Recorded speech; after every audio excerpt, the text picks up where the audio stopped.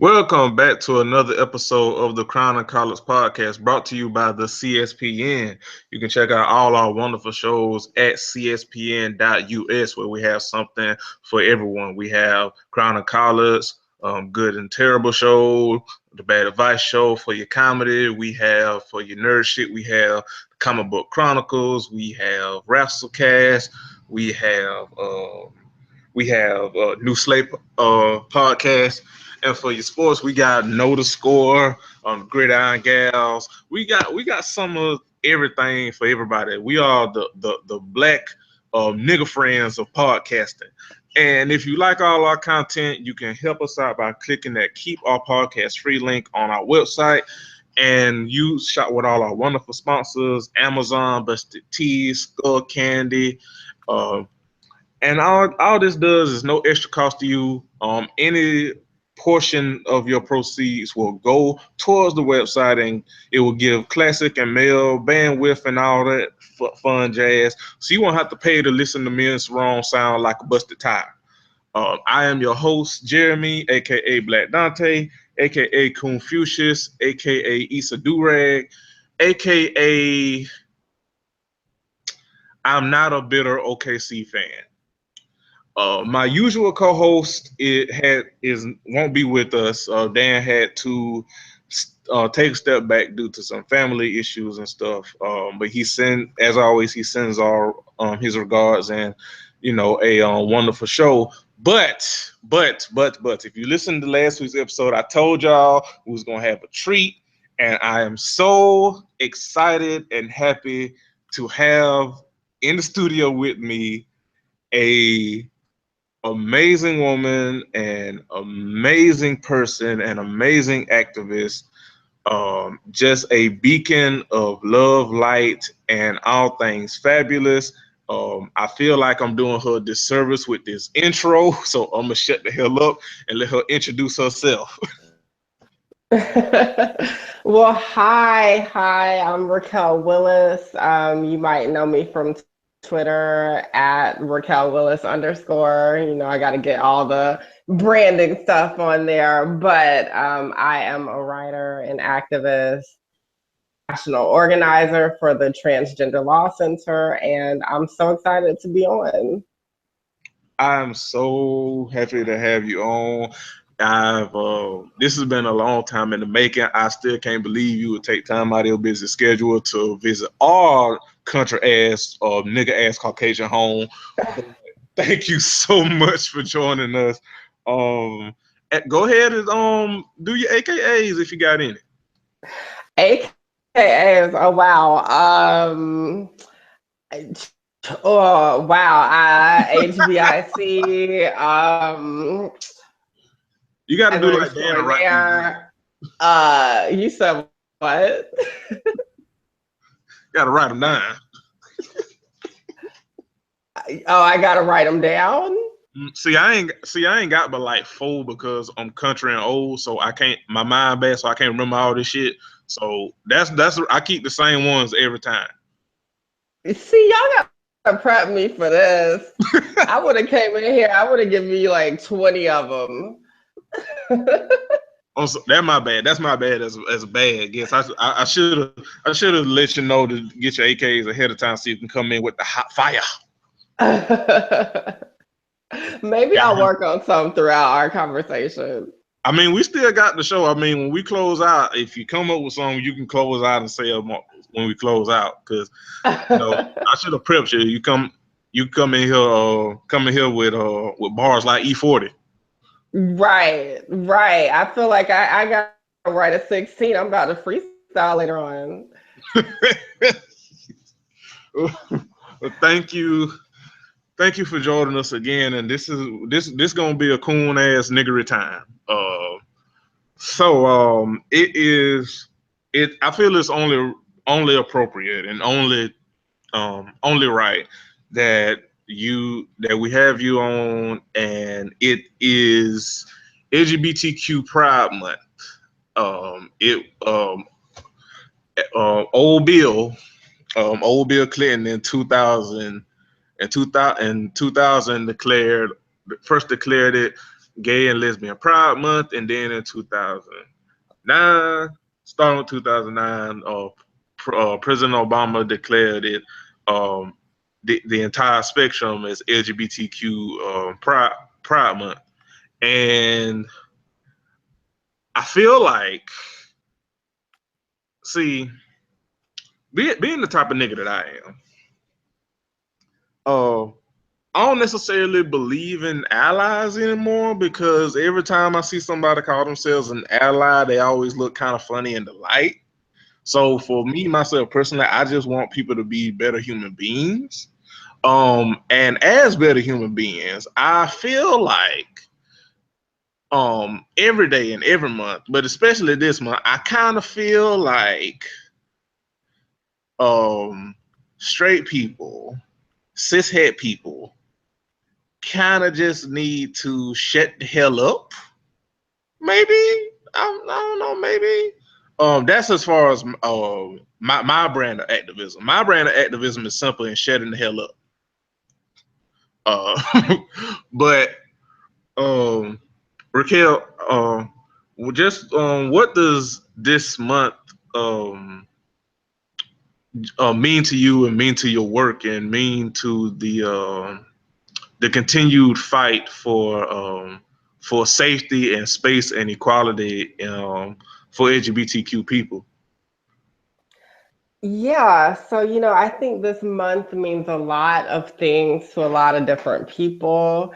And so thank you for giving some of that history. I just want to add, also June is just like a huge month because at the end of it, we actually celebrate the Stonewall riots, right? Which are kind of it really is the event that kind of set off the modern day LGBTQ rights movement. Marsha P. Johnson, Sylvia Rivera, these were two trans women of color who kind of sparked the beginning of people really speaking up about being different. And even though you may have a different sexual orientation or gender identity, basic human rights and being able to just exist as yourself and have access to a full life of happiness, right? And so Mm-hmm. so Pride Month means a lot to me because of that. And then we also have the Supreme Court decision on marriage equality, right? Like that happened just a Yes. few years ago. And so that also happened during June. And then, of course, on a more tragic level, last year was the Pulse shooting in Orlando. So, like, Right. June really has become this kind of like part of the year where LGBTQ folks are like having all of these different emotions around things that have happened historically, but also just like taking back shit and being like, this is a month for us, right? We get to celebrate ourselves. And although LGBTQ, we shouldn't say it's exactly like being Black, right? But as a Black trans woman, I think that this month and Black History Month serve very similar purposes to a lot of people in terms of being able to take that space to say, I'm good the way I am. I'm excited to be a Black person. I'm excited to be a person in the LGBTQ community and to be trans. So, I mean, it means a lot of things. And I think that connection could probably make a lot more sense to people who may not be in the community. But the other thing too is I know a lot of people know about like the parades and there's a lot of all of our colors, right, with the rainbows and everything. People Right. walking down the street, sometimes very like half naked or whatever. Like that can be a lot to some people. But there's really a movement happening right now by the most marginalized people, the people who basically get the most shit for being their actual selves. Right. People of color, Black, queer, and trans people are really saying, actually, in that Pride started off as a riot. So it's so important for us to be political and be engaged about what's happening to our community even to this day. Right. And like I said, it's a month for y'all. Like I feel like as much shit, as much unfair shit that y'all have to experience, just having just a solid month of just an appreciation for just being you and being your authentic self. I think that is a wonderful and beautiful thing. I know for me, I know, and you, with both of us being black, for black folk, they only give us like 1 month out the damn year, and it's the shortest goddamn month. But I do think, and I know some people feel a way about that, which I get it, but I do feel like that's a time for us to celebrate us, as being black. And I feel the same way for the LGBTQ community. Like, just this is this, y'all. I feel like y'all deserve to have um every every opportunity during this month, and as always, but especially in this month, to just like embrace if just embrace being human, in a world that tries to strip y'all of your humanity and punish you for your humanity, on a interpersonal everyday basis, politically, societally. Like I feel like it's just a day, a month for for celebration of being human and being your authentic, different human self, and that's okay, and that's a beautiful thing, and that nobody can and should not take that away from you. And I feel like it's a beautiful thing, and for people to learn, like I one of the big things on social media is like people have this weird thing about wanting to be an ally, quote unquote, or be better, quote unquote, but and wanting to be taught, but don't want to run them coins. And I feel like if you're that kind of person where you feel a way about people saying, hey, if I'm going to educate you on how to be a better human being, run my coin, and you feel like that ain't for you, that's fine. But Google is right there. Google is one of the greatest inventions known to man, next to chicken, do-rags, bonnets, and Cisco ad libs. It's one of the greatest inventions known to man. Like, Google is right there. So I feel like if you truly bought that life, then you should take this opportunity, especially during this month, to like learn and educate yourself, and maybe you'll be a better human being to other human beings, celebrating their beautiful humanity. You know. Right. Yeah. I mean, like, honestly, what does it take from you? And I was having this conversation the other day, but like, if you are really like secure in who you are and what you got going on in your own little corner, big deal about people celebrating or honoring who they are, right? And I know that we have go in different segments of society to get folks to really like understand that differences are okay, that, despite what you may have learned, it's actually not a big deal for someone to be gay or lesbian or bi or trans or queer in general. Like, it doesn't take anything away from you. You can still live your whole life and not feel cheated out of anything, and definitely not out of Pride Month. I mean, if you aren't in the community, it shouldn't be an issue to you. Right. That's the other thing that's weird. And obviously, like, we're all born into this society that really don't fuck with anybody that's not a cishet white man. And we're all like unlearning and on a journey or whatever. But when you really break it down and think about it, like, it costs you really nothing. Like, it's so, like, it sounds like simple, and it is, but it's like it's this weird like societal hang up where we don't see that, hey, it's um in the words of the great dad Gene wearing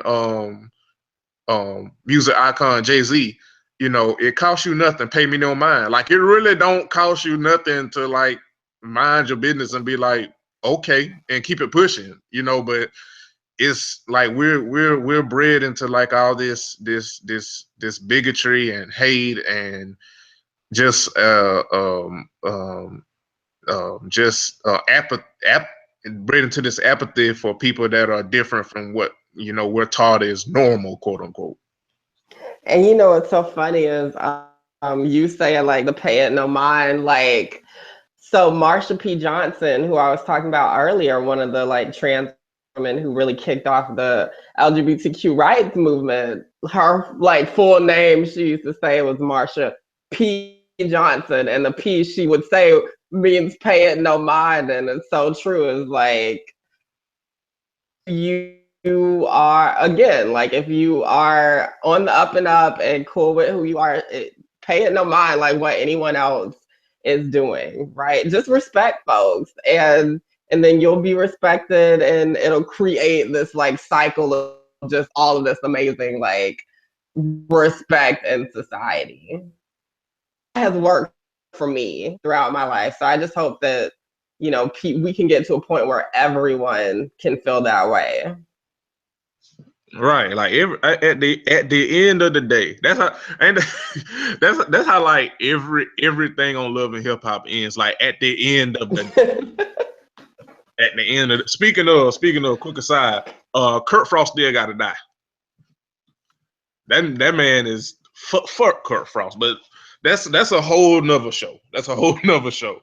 You're right. You're right. I'm so like behind Rashida though. I mean, I want her to do better, but in her choices, right? And with him, but I want I mean, I honestly, in my eyes, Rashida, it's complex, but I'm here for her. I'm in Rashida corner too, but god damn Rashida, I just want her to stab him. She ain't even gotta kill him, just stab him. Just do like throw a shoe at him or something. Just I think, and you know, the funny thing is, I think Rashida, I think before she was even on Love and Hip Hop, I just thought that she was a lot more like gutta, like she wouldn't, you know, take shit from anybody. But actually, seeing her on Love and Hip Hop, I'm like, going with the whole mystique that you have beforehand, because this is not a good look. like this ain't the Rashida that I love. Like old Rashida would have been stabbed this nigga. Like I just Right. and then he ugly on top of it. The motherfucker looked like a thumb. Like I just okay. That's okay. We gotta get back. we we gotta get back on topic.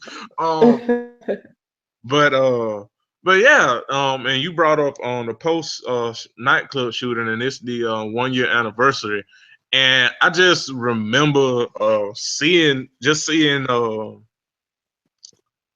I remember seeing, and I remember seeing a lot of LGBTQ friends. I know our brother, our friend of the network and brother XD of Jaden XD podcast. I know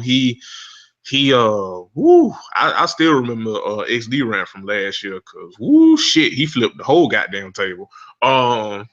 But I just remember seeing an outpour of just in a range of so many different emotions from LGBTQ people that I follow and that I know and that I love. Some of my closest friends. I know one of my friends, she had to call out of work that day because she was just, you know, emotionally distraught. And what pissed me off about it, on top of the loss of life, is that the media and how they try to dance around the fact that it was a hate crime. I think that's what pissed me off about it the most. And it's just like, you know, whenever they shoot the police kill a black person, or one of these Trump's supporter motherfuckers who attack people, they dance like fucking Omarion did around Rick Ross at the BET Awards to try to not call the shit what it is, which is a hate crime. That's how I felt about this, because I think maybe one or two, like maybe like I think I saw it on local news. They did list it as a hate crime, but like national media, like MSNBC, CNN, and of course Fox fucking News, like they did everything in their power to like avoid the very obvious that this was a hate crime, and it was an attack on an LGBTQ space because it was an LGBTQ space. Right. Yeah. I mean, it's so weird that anyone could know the facts about what happened in Pulse and completely deny, that this happened to the LGBTQ community. And it's very interesting that there are people who continue to kind of do what was done in the 80s, right? And kind of dance around the fact that there are LGBTQ people out here. And newsflash, they're human. And this tragedy really happened to our community and also community members, because a large number of them were Puerto Rican. So Right.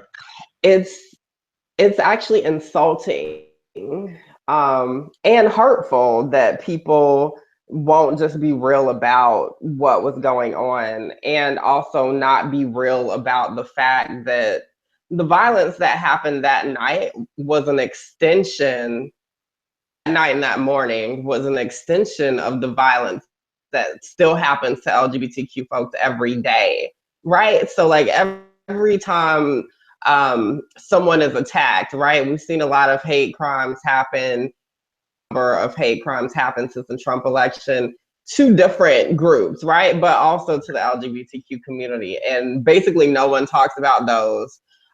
We've seen all of these Black trans women and trans women of color murdered this year. Yes. In 2016, there were like 26 approximately murders that we know of transgender folks. Right. And all of this is connected. All of this is connected to homophobia, connected to transphobia. I know some people don't like those words. Some people have this idea that, oh, well, if it's a phobia, then that means, I have fear of, but that's not really it. Well, it also just talks about, in general, this kind of fear of the other and this hate that kind of boils up for own. And to a lot of people, there's still this kind of unknown element around LGBTQ and the way that we live our lives. So this is always going to be heavy. It's always going to bring up a lot of emotions, but at the very least, people shouldn't be stripping the LGBTQ community of the fact that they are mourning their community members. And I remember seeing the reports come in that morning, and stomach dropped out of my body, and feeling like this could have been any night of me out with my people, just thinking I'm going to go out at night and have a good time. Why can't that be something that people grasp, right? Like how unexpected and how fearful this made the LGBTQ community, especially if you remember back then, Trump was like, then Trump was kind of this like far off possibility, but now Trump and this kind of culture of hate is a reality. Right. It was funny, quote unquote at first, but then like the reality set in, like, oh, this orange motherfucker might actually win this shit, and when have you ever trusted America to do the right thing? Right. Right. I mean, and it's also just like, yeah, and I put it in this context for my Black family, but like we're dodging white supremacists, also dodging homophobes and transphobes too, you know, so keep that in mind. Understand that there's something deeper going on, and it's on all of us to be accountable to each other to make this society better. Right. You brought up something that gets on my damn nerves when you brought up in terms of homophobia and transphobia, because and this is kind of why I opened the discussion talking about allies and stuff, and why I really don't believe in allies, because motherfuckers, um, and I don't know if they know it and at this point know it but still do it on purpose, or they really just are naive. But motherfuckers get real white when it comes to LGBTQ issues and terms, like just the mere mention of the word cis or cisgender sends motherfuckers into like they become like how white people get when like they mocha latte is like late from Starbucks. Like I've seen motherfuckers just go full indignant white woman or indignant white man over just terms. You know what I mean? Like at one point in time, like people were calling cis a term a slur. You know what I mean? Or and like I look, I make no, you know, I have nothing to hide. I ain't always had the answers. I still don't always have the answers. I'm still growing. I'm still learning. But I used to be a dumbass. You know what I mean? I'm how can I, as a cisgendered black man in America, not knowing this society, not be problematic or not be, you know, socialized to be problematic, you know? And it took a wake up call. You know, I was young and dumb and smelling my own shit, thought I had all the answers, was kind of like a diet coke Steve Harvey, but without the ugly ass suits. You know, it took somebody checking the fuck out of me, and you know, for me to like, hey, nigga, you kind of young and stupid, so you need to kind of like fall back and absorb knowledge and learn. But I that's the one thing. Like even at my peak headassery, I was never like, you know, like no to like learning. You know what I mean? And it's like people, for all the shit people talk about, you know, I love blah blah blah. Like I'm here for you, you know, HBTQ people. I love gay people. I love trans women, you know, trans women and women and stuff. But like when you talk, you know, like when you have these discussions of transphobia, when you have these discussions of homophobia, when you have these discussions of oh, and speaking of, right before we logged on, Raquel, I logged on to Twitter, and lo and behold, it's a damn conversation that I hate so much. Not because it's a bad topic, but because it brings out what I'm talking about in people. You know, they come off brand, and that's the conversation of, you know, would you date a trans person? Blah blah blah. I hate that shit because it's so many people come off brand, and it brings out their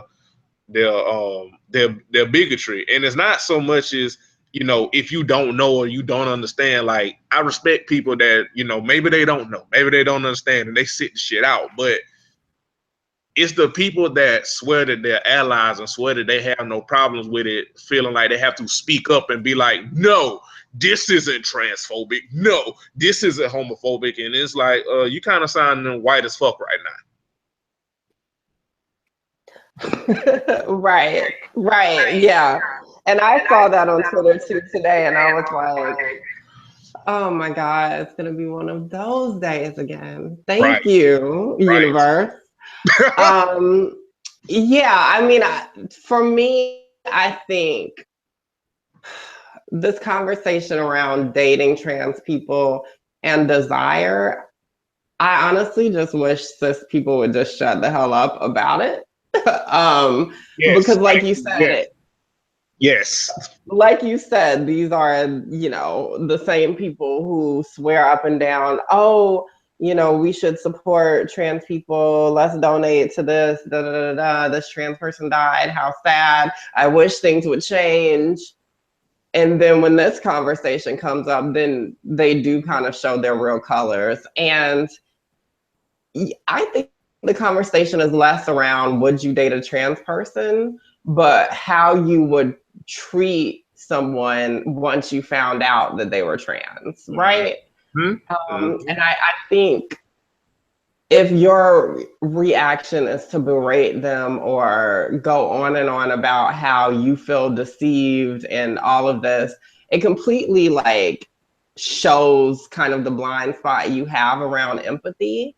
It's no secret that trans people, we live in a society that makes it difficult for us to disclose, that tells us that we shouldn't be who we are or speak our truths. Right. Like, right. And that is only reinforced when people are like, oh, well, if somebody didn't tell me this, then I would do X, Y, and Z negative thing or attack them or be so angry or hurt. Well, I'm sorry, that doesn't tell me that I should disclose any earlier than I had already decided to, because the fact of the matter is everyone has their own individual relationship around disclosure. Not every trans person has the same strategy when it comes to disclosure. And I just don't think that cis people should be so concerned about kind of this. It's what I call like shock value eating, right? It's like very similar to the conversations that people have of if you came home and your son was wearing this, what would you do? Like I see right through you.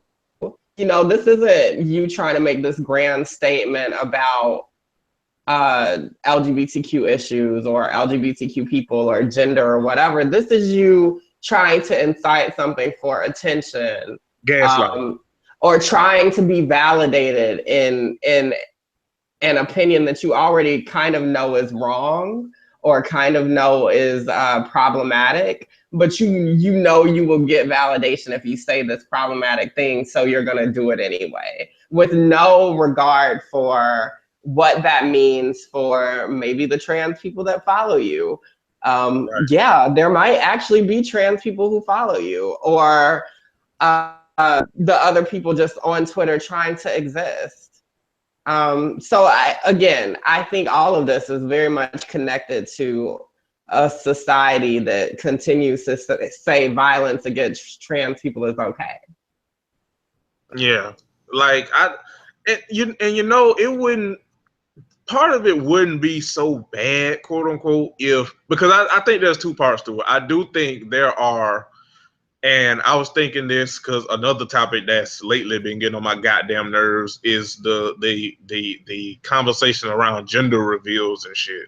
Which I know gender reveals have always been a thing, but lately that shit has been fucking weird. Like it's a whole ass account on Twitter dedicated to gender reveals. I don't care. That shit is fucking weird. Cause look, I know I'm not a woman, cis or trans, and I rarely say shit like this, but that shit ain't that damn deep that you got to create a whole ass account for fucking gender reveals. That shit is weird. But part of it, to kind of both conversations, part of it is I do feel like there are some cisgender people that on social media that try to speak up or that try to advocate, but it's kind of like how like male feminists, quote unquote, like try to speak women or black feminists or black feminism leaning minds, like instead of speaking with, they speak over or try to speak for. And I feel like some cis people do that on social media, trying to like speak for instead of like speak with, or just shutting the hell up and letting trans people speak on these issues. But the other part of it is also not many cis people actually listen anyway. You know what I mean? Like those same people that are trying to kind of like trying to speak for and performing. Like if a trans person said that same thing, it's not like they would listen anyway. You know what I mean? So it's like a lot of messiness and arguing, and like I said, people coming off brand, people, going full white man, and it's disheartening because on the one hand, I feel for the LGBTQ people that I follow, that I interact with, that kind of either have these back and forths or are displaying their humanity, and it's falling on deaf ears or halfway open ears. But it's also stuff that needs to happen. It's kind of like how I don't enjoy seeing black women constantly educate niggas for free, basically, about misogyny and patriarchy and sexism and all that, because it falls on deaf ears. But it's also conversations that do need to happen, because that's how I learn. Somebody checking me and me shutting the fuck up and learning. But that's the key part of it. I shut the fuck up and I learned, and I'm still learning. But it's not enough people do that. Right, right. I mean, I mean, I think it's as simple as if more people just learn to stay in their lane, things will be a lot better, just in general, right? And so I try not to speak on issues that I am not intimately close to or just um, well versed on, because I'm not trying to get out. I'm not trying to be out here getting caught up looking stupid, right? And I think if more people had that fear, a lot better. I think that social media has become more about performance and more about how I can look to other people. And Yeah. and a lot of that is why people make very questionable decisions about what they say and what they post. And my thing actually, kind of pull it back a little bit on how I use social media, because what you put out into the world on social media, just in general though, what you put out into the world, you are giving life to that idea or that thought. And I think this really hit home with Trump being elected. But if you really think about it, Trump is just a glorified troll who was able to use social media and continues to use it to guide public opinion. And he's not the only one with that power. Everyone that gets onto Twitter access to that power, especially the more followers you have, the more influence that you have. And I think people don't take that seriously enough. They do, but right. But nowadays, for a lot of people, getting on Twitter and tweeting is about as powerful as being on TV on like CNN or in MSNBC or whatever, especially depending on how many followers you have. And so this is something that we can't take lightly anymore, because this actually has shifted in a tangible way in our country. Right. I've always said it, and I said it as a joke, but I kind of regret it now because it's true as fuck, and this motherfucker is the president. But I've always said the only difference between Trump and the Twitter nigga is that Trump got money. Like that's the only difference. But and I said I've been saying that for years, and it's just so happened that this motherfucker became the fucking president because white people hate marginalized people that damn much to elect this motherfucker. But that's another stuff for another day too. But I do agree, like it's definitely become more performance instead of empathy and understanding for people. But also at the same time, I feel like people have, like I said before, people have kind of reached that peak where they're like they think they're as woke as they want to be, or they are going to be, and now they kind of, because I see people like pining for like old Twitter, quote unquote, and complaining that things are too PC and too woke and too this, that, and the third, which again sounding white as a motherfucker. Um, and I'm like, I've been on Twitter since 2009, 2010, and it's like, yeah, I want this shit to go back to those days. And back in those days, Twitter was basically like the black version of YouTube comments. And it's like, okay, like y'all coming off brand again. But it's definitely more about performance nowadays, and less empathy, which I think is very sad. Which that's really like, people make being woke, quote unquote, much harder than it really is, because all you gotta do is have empathy. Like, the shit is simple. It's just we make it hard. One thing I wanted to ask you though is about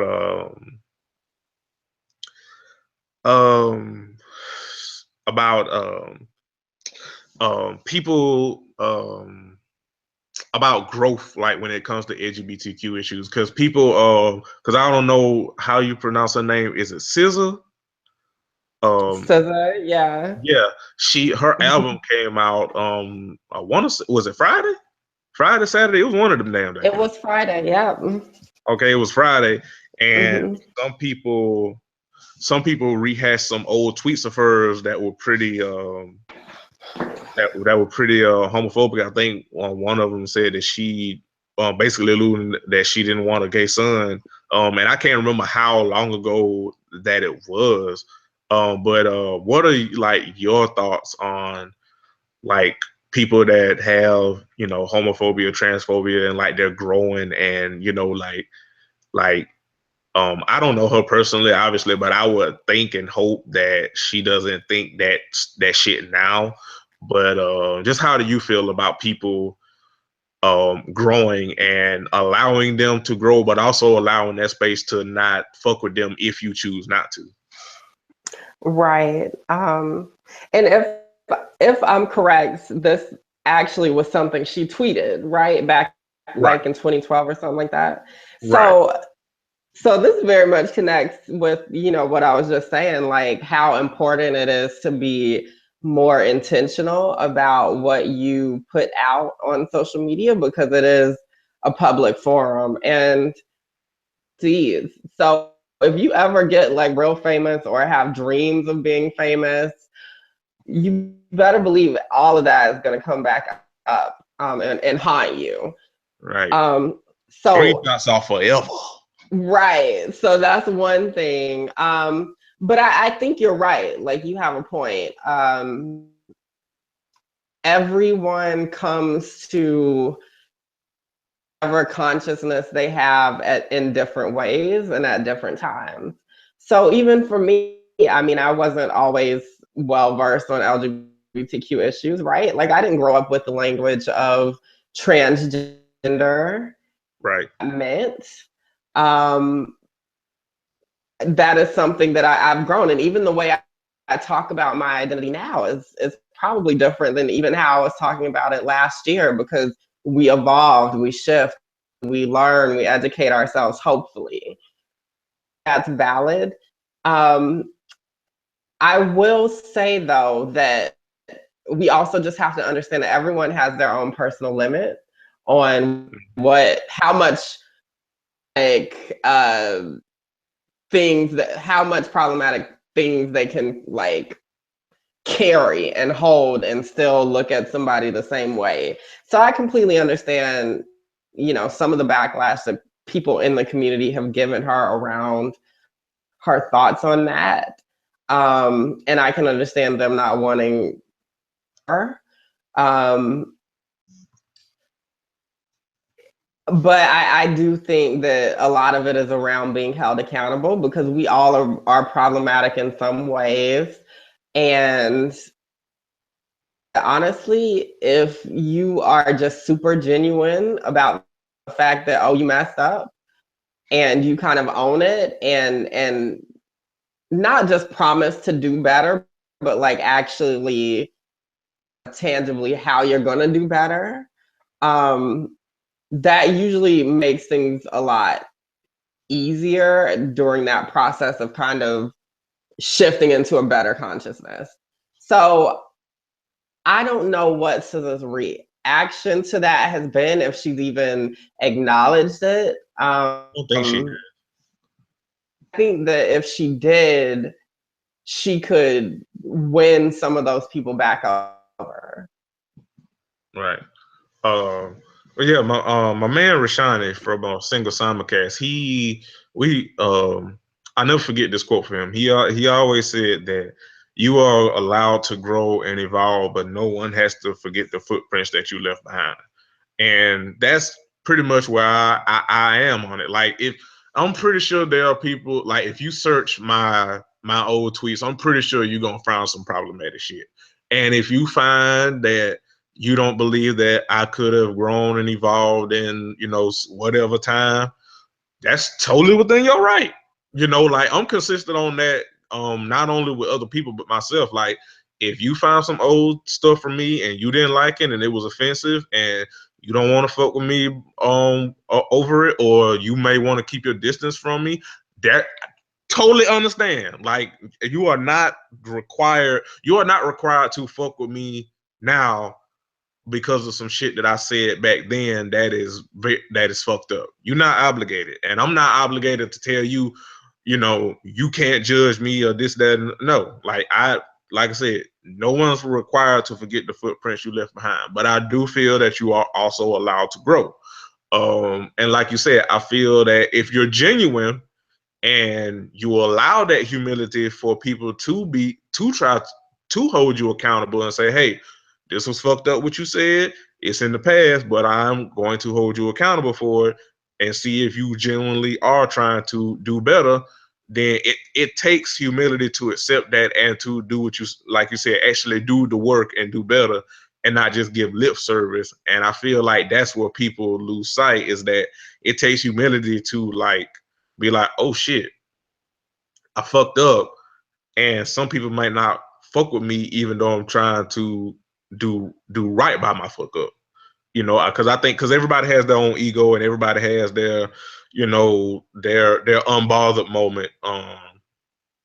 And nobody wants to back down, but I do think that's when someone's genuine, when they're able to be that humble and be like, I fucked up, and I understand if you don't want to fuck with me, but I would hope that you would, and I'm moving forward, and I am here to help and learn in any way that I can. Um, speaking of, but speaking of somebody that hasn't seemed to do that, and then we'll kind of get into some other show segments. But speaking of somebody that hasn't been able to do that, it seems like Katy Perry done lost her damn mind recently. um, it seems like Katy is like going on like a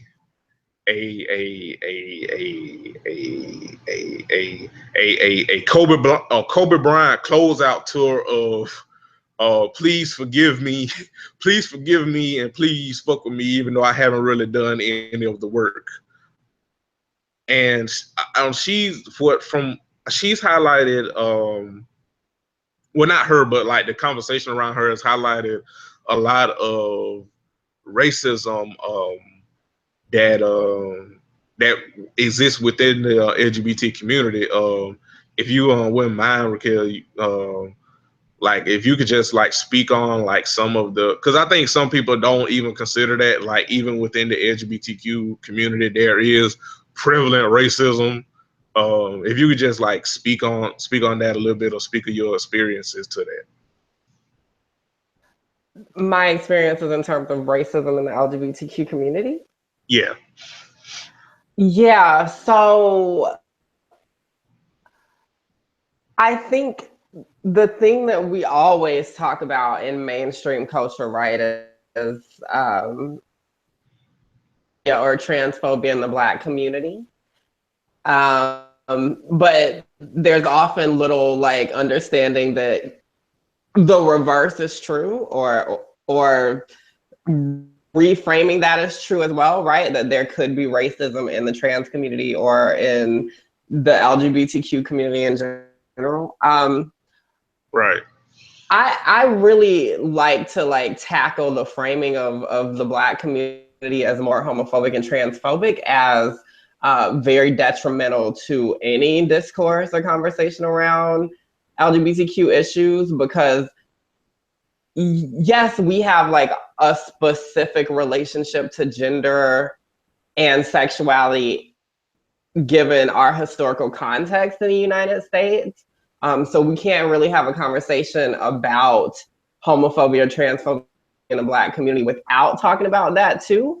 But also, when we think about legislation, we think about the people who kind of call the shots in terms of media representation around LGBTQ issues.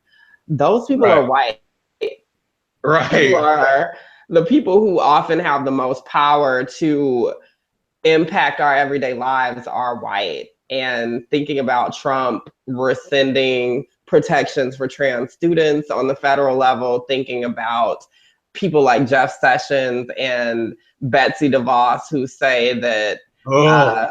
LGBTQ people should not be protected in law or in education, that is violence, right? That is homophobia, that's transphobia. So reframe how we talk about violence and what that looks like, and putting it off all on the Black community is a tried and very late way of having this conversation. So there's that.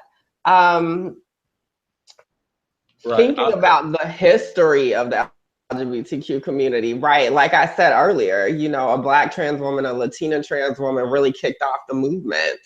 And they are only just now kind of getting their just due and being respected as the figures that they are. But at that time, they were very much pushed out because of their race, but of course, because they were trans, because they were identities that weren't seen as understandable to the general public, right? They weren't seen as respectable enough to be respected by mainstream society, which was a goal of white gay men and lesbian at that time.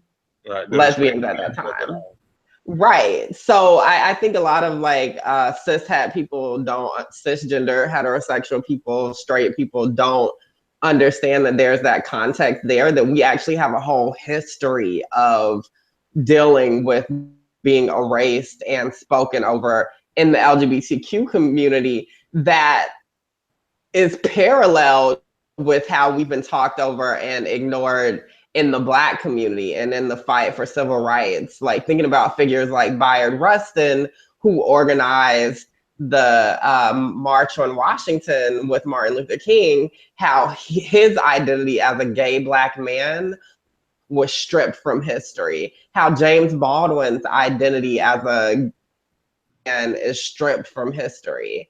But all in the name of respectability, right? So it's just we have to continue to make these connections and understand that actually a lot of the oppression that different groups face is very much connected to each other.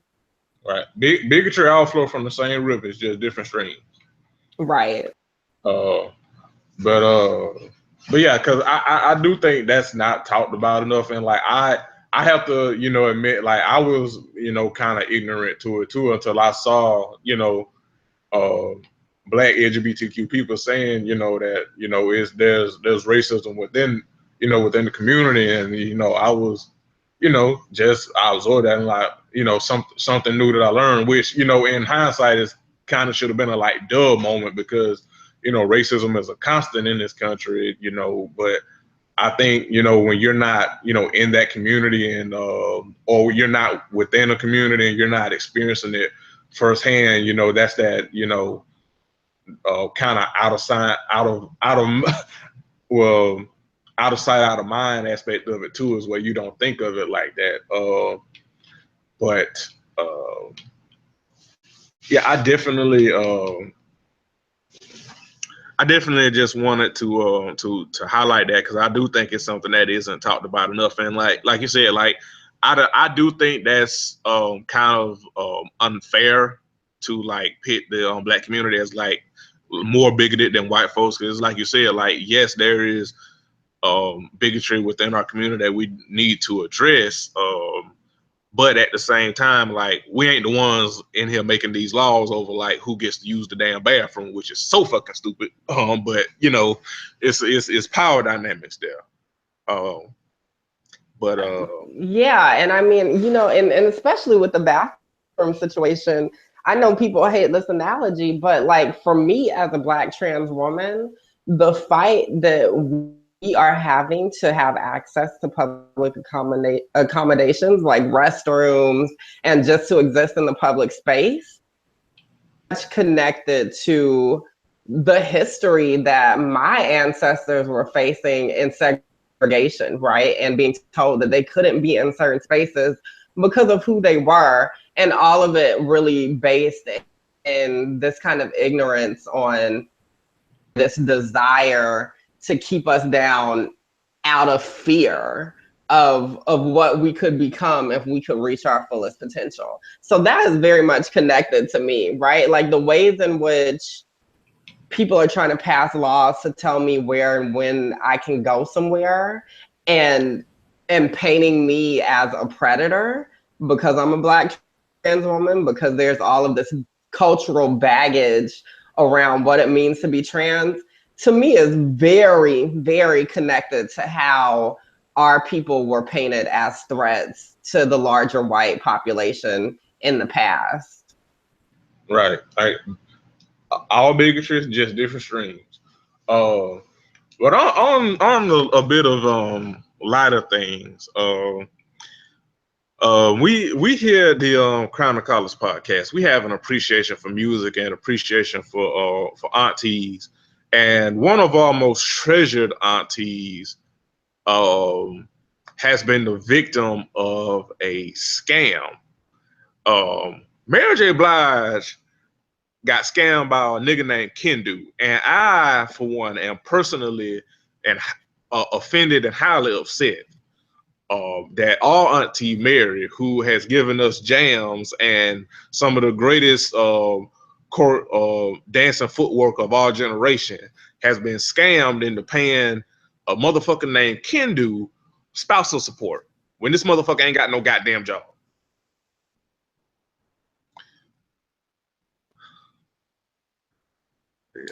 Yeah, I mean, Mary J is like, she is standing in the line of like a long list of women who have been got by their husbands, right? And just kind of side. And I think that that's utterly ridiculous that, you know, she's expected to compensate him when he's the one who broke the union. He not this nigga. Not only did this nigga break this nigga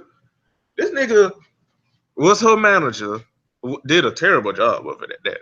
Was her husband, cause he tried to steer her in like Happy Mary, and like we all know that Sad Mary is the best Mary. Like I don't think we need to pull. I don't think we need to mince words here. We know when Mary J going through, she gives us some of the best music of our generation. We all know that. Wasn't doing a good job being a manager. Wasn't doing a good job being a husband. Cheated. Not only cheated with her protege, then had her paying child support for kids that he had prior to getting with her, and taking care of her family. And the course ordered Mary to pay spousal support for this motherfucker with no job. And I feel like as a collective that we should all uplift Auntie Mary in prayer and find some nigga that don't have nothing to lose to just find Kendu and just whoop his ass one good time. I feel like that will set the universe right in motion. I agree, because you know what? He knew what he was doing, right? Mary said time and time again. No more pain, no more drama, no hateration in this dance soiree. After her, he came after her. So I mean, Mary deserves the world. She has given us amazing cultural classics.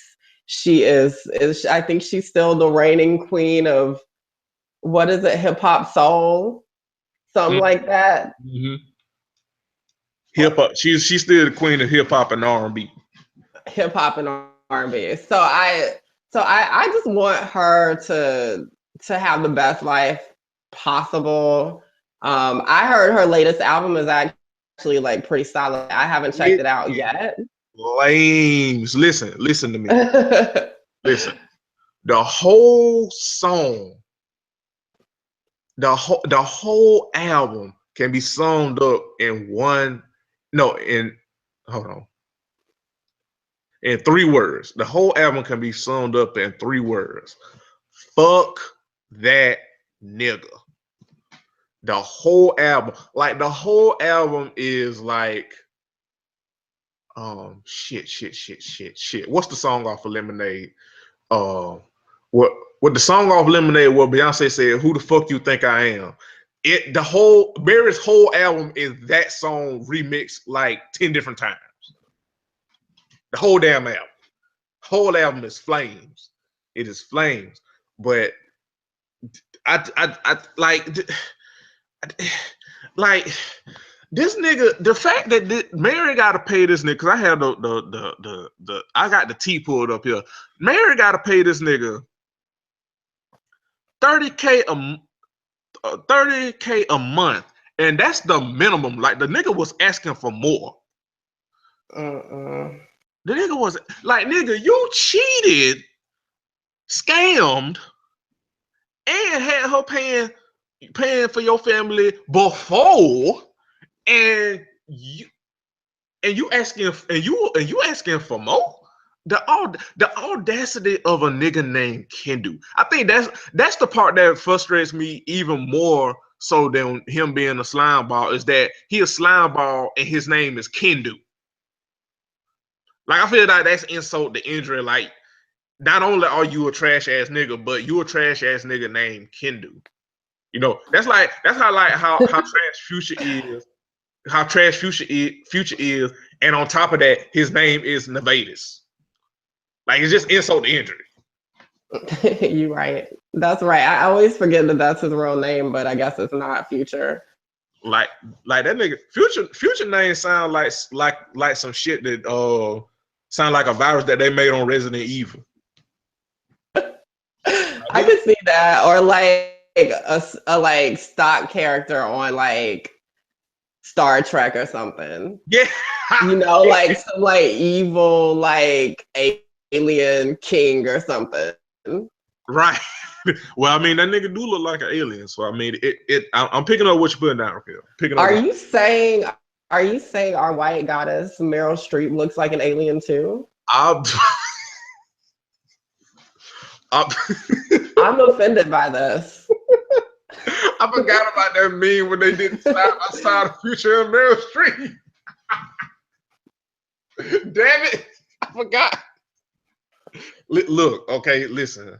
Okay, hear me out. Okay, so if we go say that Meryl would be like she would be the attractive alien. You know, not all aliens are created equal. Future would be the ugly one. She'd be the fine one. I feel like that's a fair trade-off. She the fine one. Future the ugly one. I feel like that's a fair trade-off. You're right. But yeah, just let us keep Auntie Mary lifted in prayer, and also let this be a public service announcement to never fuck with a nigga named Kendu ever. Right. Not all Kendu. Right. I mean, you can write like a hit song called "Be Without You," and he will still find a way to mess up the union. So because his name is Kendu, we can't win. right. Mary gave us "Be Without You." They retired that shit on 106 and Park. Mary was rapping on that album. Mary was rapping on that album, and the audacity of a nigga named Kendu with light eyes to scam and break Auntie heart. Like that's one of the cases where like if you auntie nephew and a nigga like that do that, like you got to show up at that nigga's house like the next day and like fight him. Just the fuck Kendu. Fuck Kendu. Fuck Kendu. Fuck Kurt Frost. And I can't think of another trifling nigga off the top of my head, but fuck him too. Right.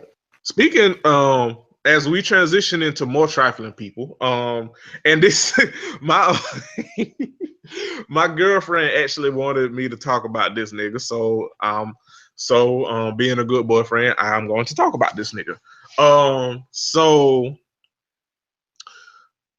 Piers Morgan's dumbass had some shit to say about Amber Rose as usual, because over the weekend Amber during the NBA finals, Amber set her her goodies on the ground and blessed the people, and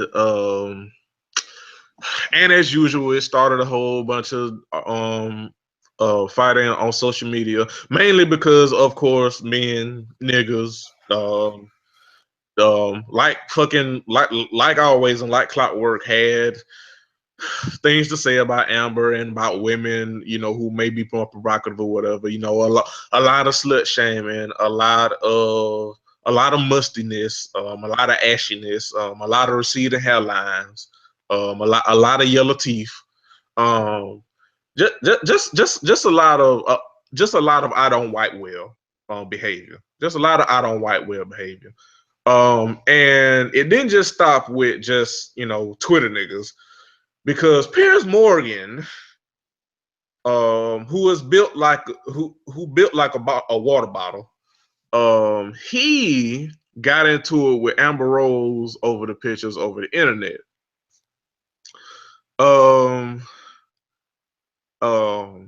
First of all, they removed her picture from Instagram because it violated guidelines, which I'm like, I hear you, Instagram, but at the same time, y'all don't do shit about like these alt-right people and these racist trolls and shit with these swastikas and racist memes and shit. So I kind of got to call bullshit. But you know, what are you gonna do?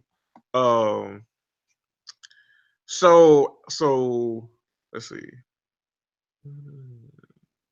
So yeah, Amber posted it and then she reposted it on Twitter because I think she saved it or whatever. Cause she said Instagram was being haters.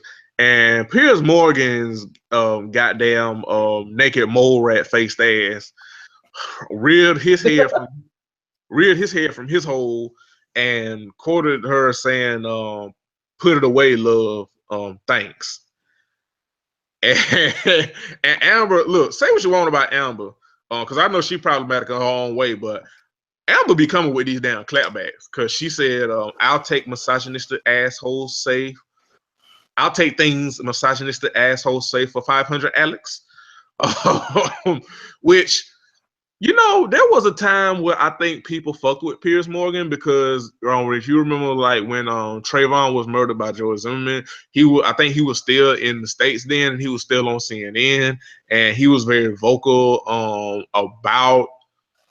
about it and was in support of Trayvon and his mother and father and Sabrina, and I think the kind of like intro to the Black Lives Matter movement. I think he was very vocal. But then like I think like after the trial, Piers kind of like faded and like his shtick became going after feminism and specifically going after Amber Rose and her brand of feminism or whatever. Because he's basically like a men's rights activist now.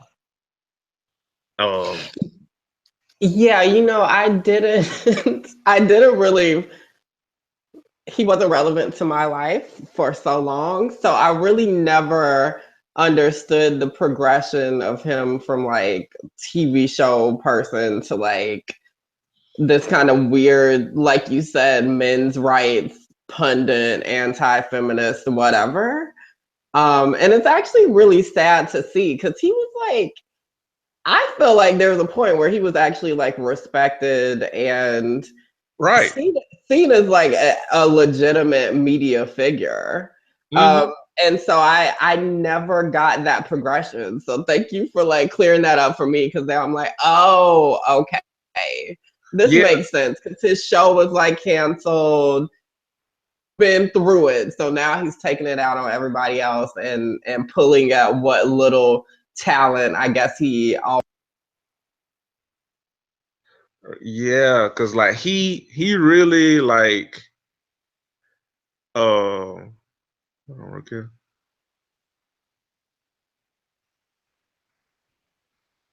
Hold on, did I hey Raquel, did you I think Raquel muted her. Raquel. Oh, I'm still here.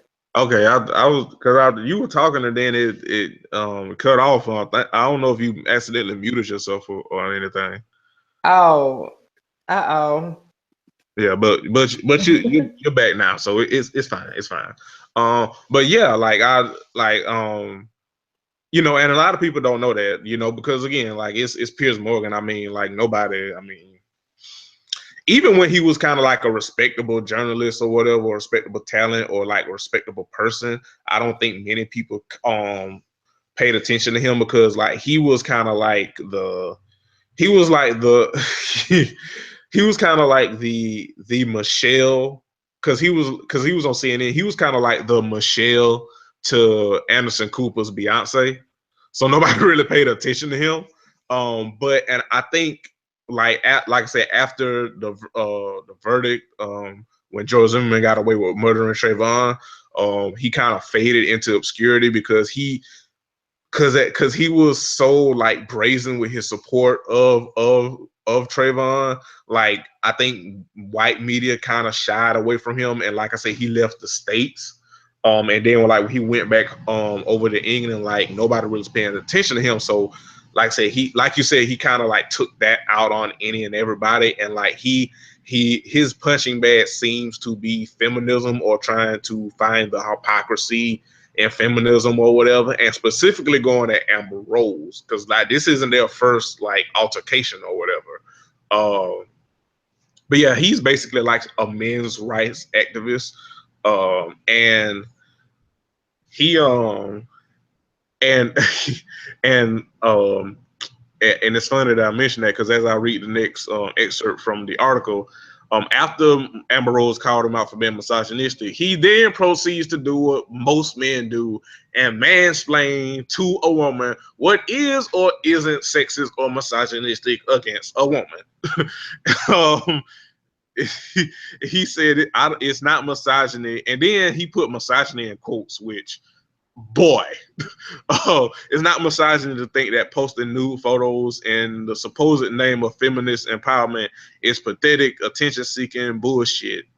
Um, which, and Amber Rose said this, which she wasn't nude. Like the only, like even in the picture that she posted, like her vagina is covered, so it's not a nude. Like she had on a bikini, a bra, and a shawl. And like I said, they only and she maybe didn't have on panties or whatever, but like her privates were covered. So you're it wasn't a nude. You just think it was a nude because it's Amber Rose, and your go-to for Amber Rose is to slut shame her, which ironically also proves her point of her brand of feminism. And your card is showing. Right. I mean, honestly, at this point, I just wish Piers Morgan would just like crawl into a hole or like go off on some endless retreat and just do like finger painting or something. Like call up George Bush. Call up George Bush, be like, hey, I'm coming out for like a few days and just stay forever. And we don't have to hear about him anymore. and then Why is he on Twitter? Why is he on social media? I just don't get it. right, like, do you even journalist, bro? Like, what are you doing? And then the coup de grace, and this is where my girlfriend wanted me to talk about this nigga because I got jokes for this shit. So then after this exchange with Amber towards the end, this motherfucker said, no, Amber told him, "Oh, I'm sorry, I forgot only men can be sexually confident." And this motherfucker Piers Morgan said, and I quote, I'm going to read this shit word for word. If famous men started posting naked photos to social media claiming it was to promote male empowerment, they'd be jailed, he said. And then he in a clapback, he then proceeded to share a shirtless photo ad that he did for Burger King, saying that it was in the name of male empowerment. Now, one is a crock of shit that men would be jailed for being nude. You have never in the history of ever, the only time a man has been jailed for being nude in public is if he's bothering somebody while being nude. You may get, detained or whatever, but you're not going to be like thrown under the jail for being nude if you're a man, like in general, because I mean there are indecent exposure laws, whatever, but they're not gonna throw the book at you for being naked. Second of all, there's no such damn thing as male empowerment because this society is male empowered. And dudes get on my nerves with that shit, with the whole, reverse sexism or,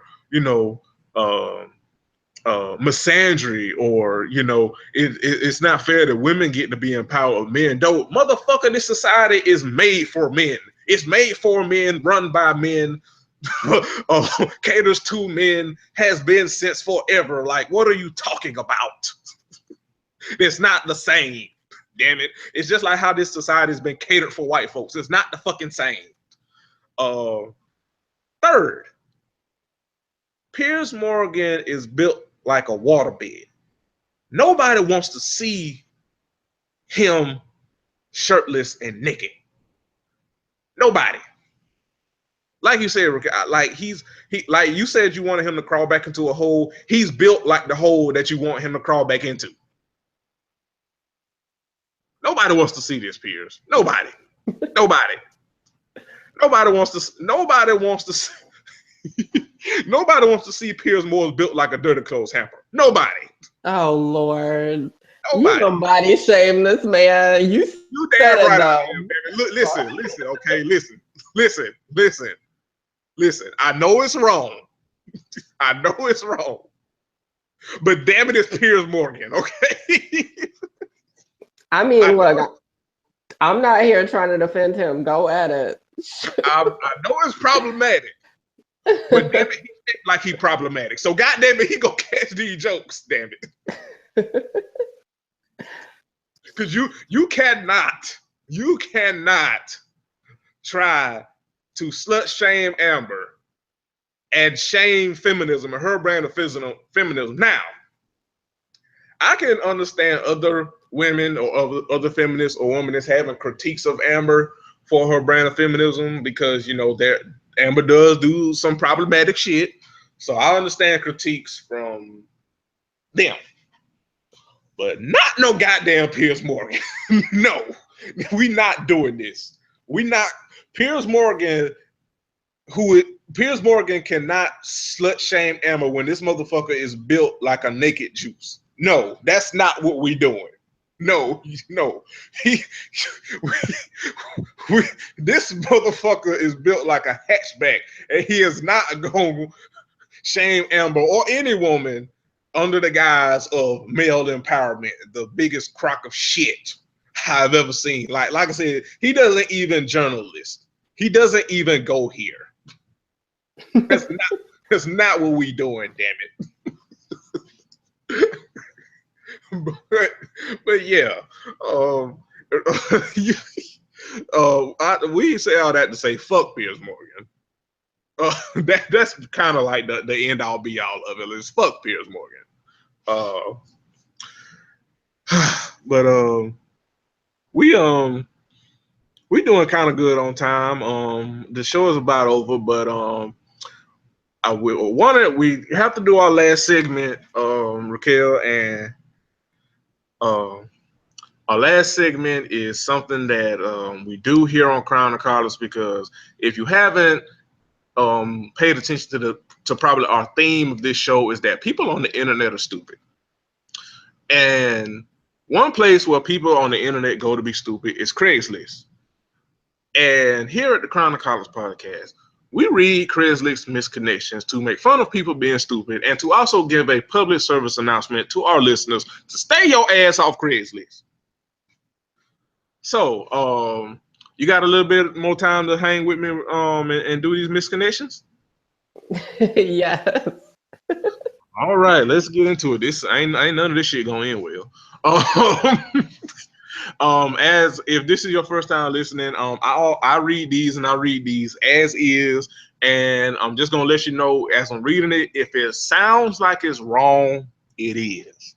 If it sounds like these motherfuckers can't spell, these motherfuckers can't spell. These people post these ads in Tyrese.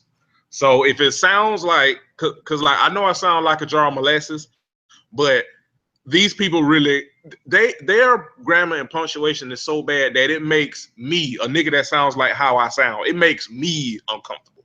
It upsets me and my homegirl. So, all right. So I have 3, and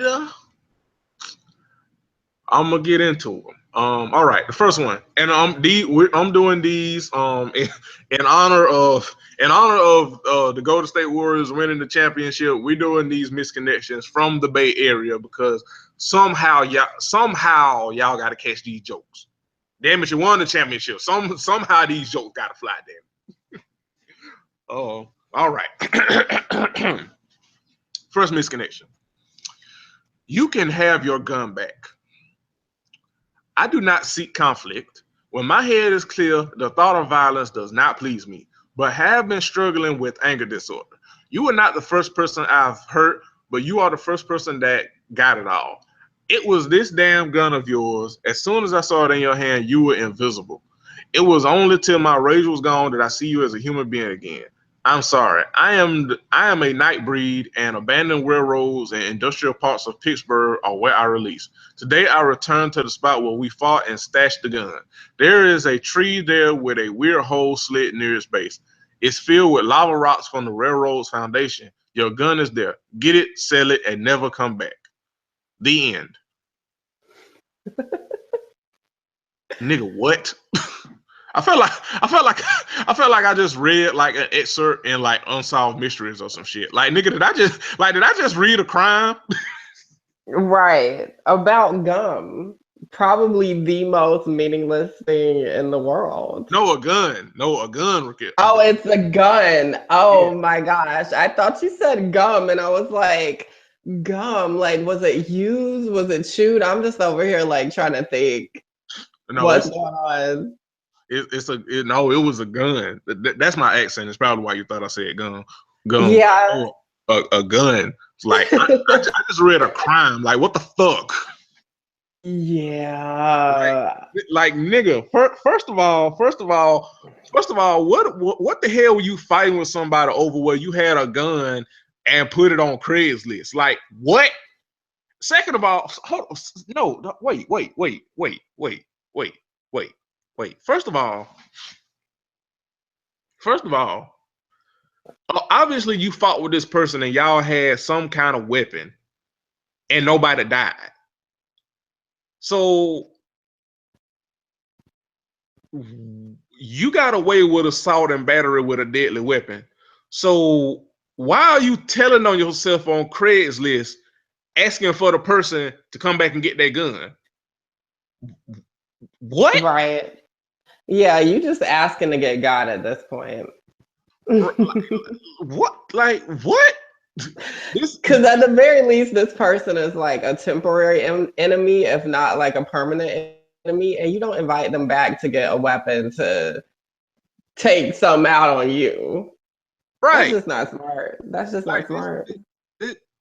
again, we read these misconnections because people on the internet are stupid, and we have to make fun of them.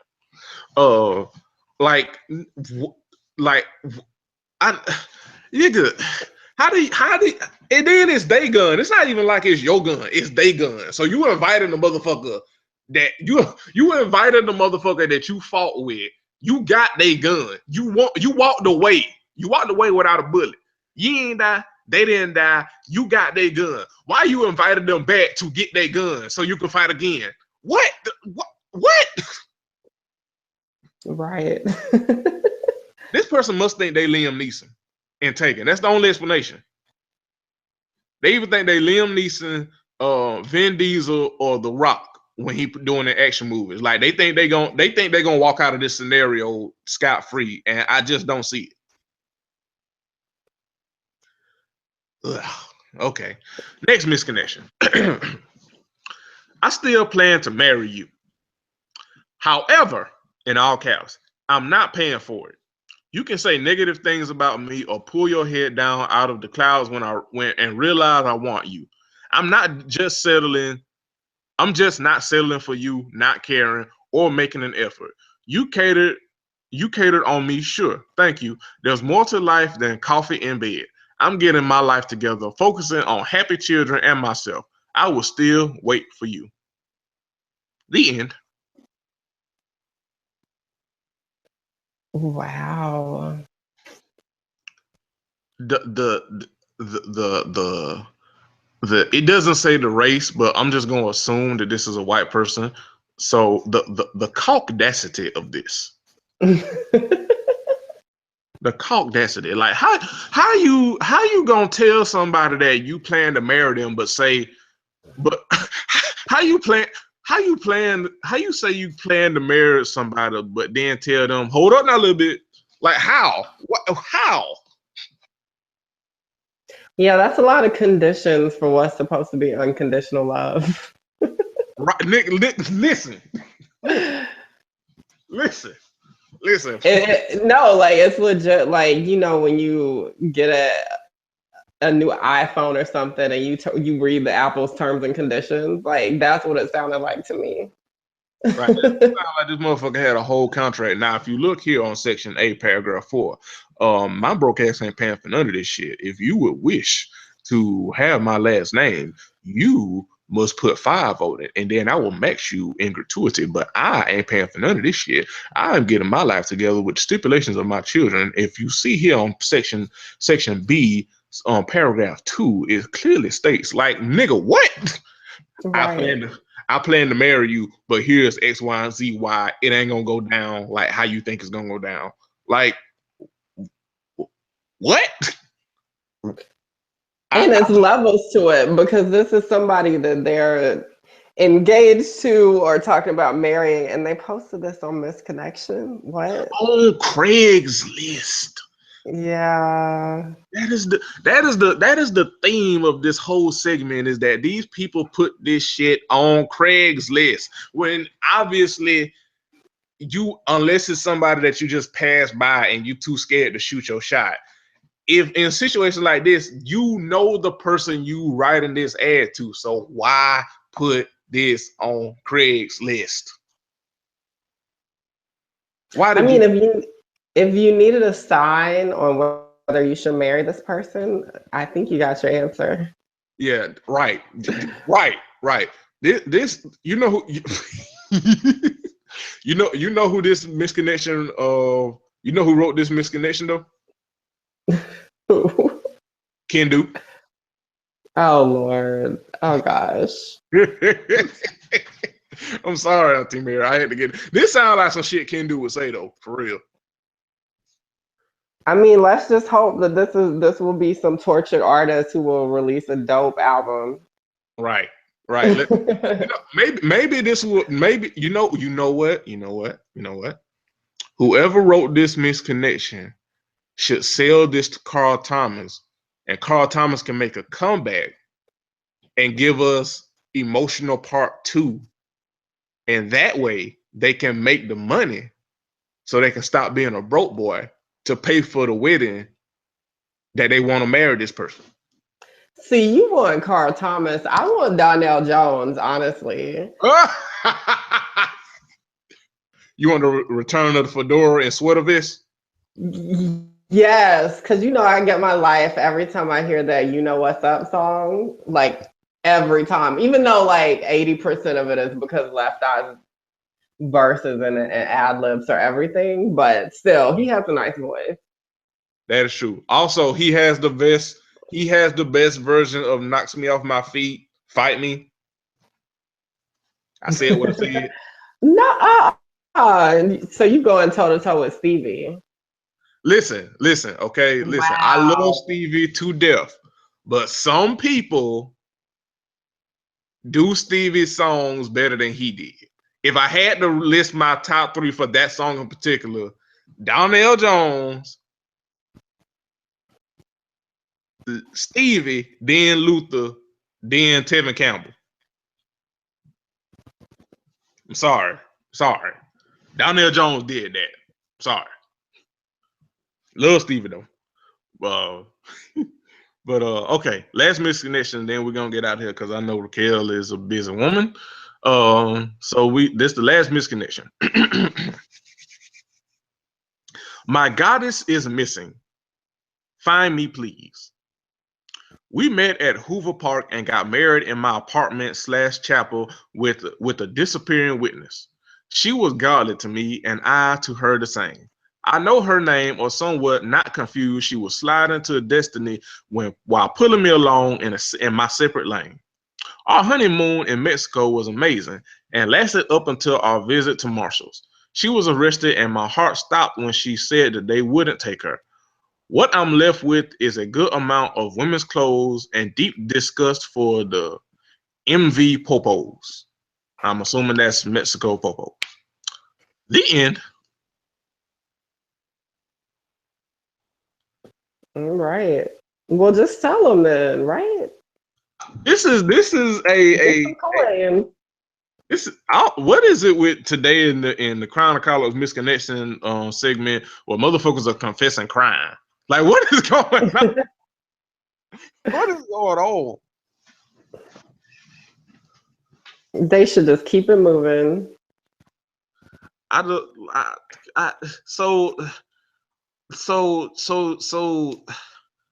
So your fiance got arrested in Mexico, and are you sure these aren't all the same person? You know what? It might damn be. It might damn be because this shit sounds a little too. this shit sounds like a pattern. this shit sounds like a pattern. Like the first one, the first one with the one with the gun. Then now, you know what? Maybe what if the person who they had a fight with was a spousal? This is what it was. The first one was the second misconnection was the first one. The person was letting them know that they ain't paying for this goddamn wedding. Then they got into a fight over the wedding, and the fiance, she had a gun, and they fought, and she left the gun. Then she got arrested. She went and got the gun. They made up. They hunted. They had their honeymoon in Mexico, and now she got arrested. And he writing this on Craigslist. But thank you, Raquel. Boom. There you go. That's the story. That's the story. This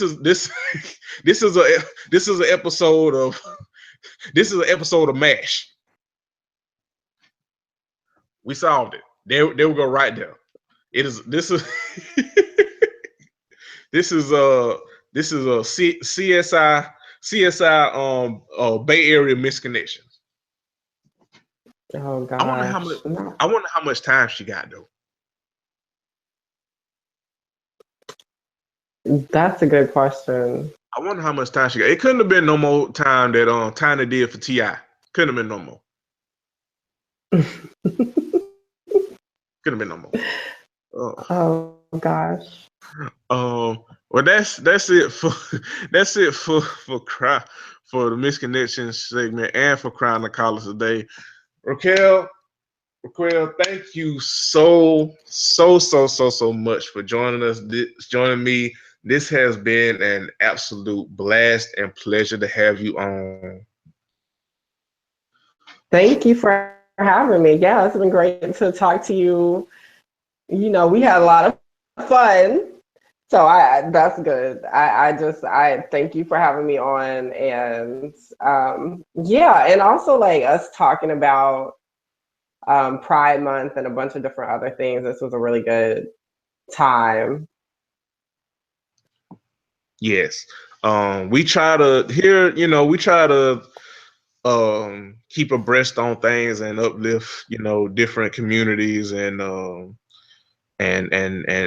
avenues and stuff. And like when we talk about these things, me and Dan try to do our best to like, just have compassion and empathy and speak, you know, speak with people and advocate for people, but on certain topics, we know our lane, and even we can empathize so much, but it's always better hearing it from from the horse's mouth. It's always good to we try to, have people on. We talk about, things pertaining to Black women and, LGBTQ people. And, so we just try to, be for the people, while also bringing some, humor. It's only so much deep thought you can expect from a nigga that sound like me. So, we try to, try to be here for the people and give some laughs. And like I said, thank you, just so much. This has been great. I think it's been hilarious, it's been informative, and just giving you and another avenue to just express yourself. And this was a pleasure having you on. Thank you. Yes. So, just any closing thoughts. Let the people know where they can find you, where they can, where they can tweet you, without being ashy. Just anything you want to plug in. Go ahead. The floor is absolutely yours. Yes, so definitely no ashiness. I am on a strict shea butter and cocoa butter diet. But yeah, so yeah, so you can check out my website, raquelwillis.com, RaquelWillis. You can also find me on Twitter, Raquel Willis _. I'm on Facebook. I'm on Instagram. So yeah, I would love for you to check things out. Also host a podcast called the BGD Podcast through Black Girl Dangerous. So also check that out as well. All right, and we'll be sure to put that in the show notes for Classic to put in the show description when the episode airs. Yeah, so this has been Crown and Collars episode 125. I was joined by the amazing Raquel Willis. Y'all didn't see on pregame when Raquel showed up. Like her hair was laid, just edges just snatched. Like I was like, all right. I was like, hey boo, hey, how you doing? Well, it's like it's still pretty early for me over here on the West Coast. So, are you on the West Coast? Nah, I'm in Georgia where niggas can't drive. So Okay, because you said you found one of the misconnections in the Bay Area, right? yeah, that's where I did all of them from. Okay, so you trying to come for me, right? I see how it is. Listen. The Warriors won the championship. Y'all had to get these jokes some kind of way. You right. You right. You gotta find the shade where you can. This has been Crown and Collars episode 125. Like I said, check out our website, cspn.us. Shop with all our sponsors. Keep us free. So you won't have to pay to listen to me and Sarone sound like a bottle of Crown Royal. Be a greater hoe and not a hater hoe. Namaste.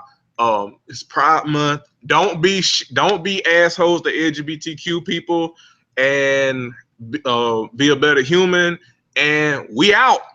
Peace.